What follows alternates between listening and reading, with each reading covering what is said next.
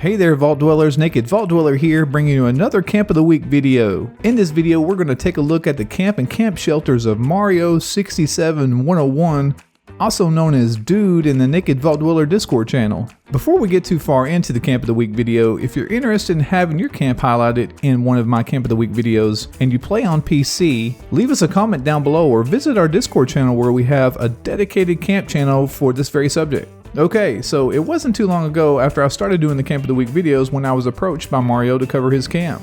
Already having lined up several Camp of the Week videos ahead of him, I slid his camp creation on the back burner until I was able to have a little bit of time to invest in recording his details. Mario's camp is primarily an above ground camp with a roaming pet covering the property. And I notice his front porch is stacked with vendors and holiday Senatron as I make my way inside to the primary living quarters.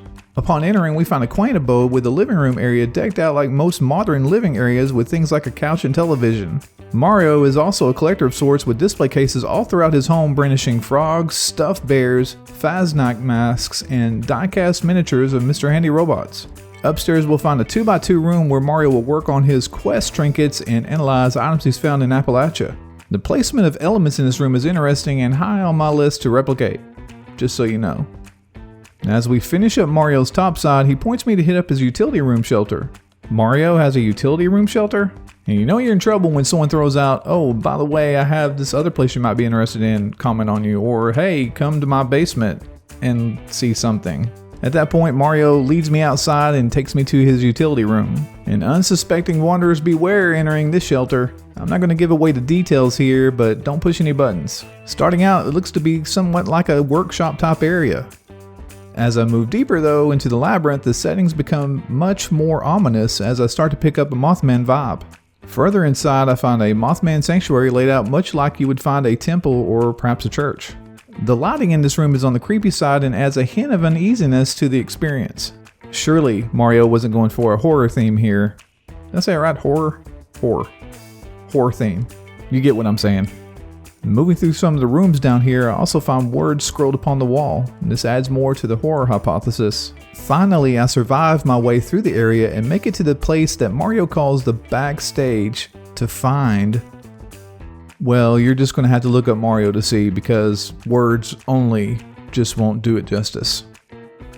Mario definitely has a true appreciation of the macabre, and don't let anyone tell you differently. Okay, so there's some pretty cool takeaways here, and like my previous videos, I like to replicate something I've found interesting. Placement in camps and shelters are always challenging to me, so because of his use of this to maximize a smaller space, I will attempt to replicate Mario's work area. And I do like a good challenge, so let's make our way over to my shelter to get started. Since this piece requires some vertical placement, we'll start this in my atrium shelter.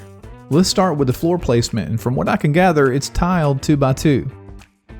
And I know this is not the rubber mat that Mario used, but we'll place it down here as a reference. And once I have all the floor, I'll go ahead and start placing the walls. Now we'll fit the roof to match the walls. And now real quickly, we'll place down the floor decor. We have a gorilla here in the corner. Next, we'll place down the symptomatic. Then this little generator. Let's jump over here to this other wall and put down this desk. And we'll match up his wall decor.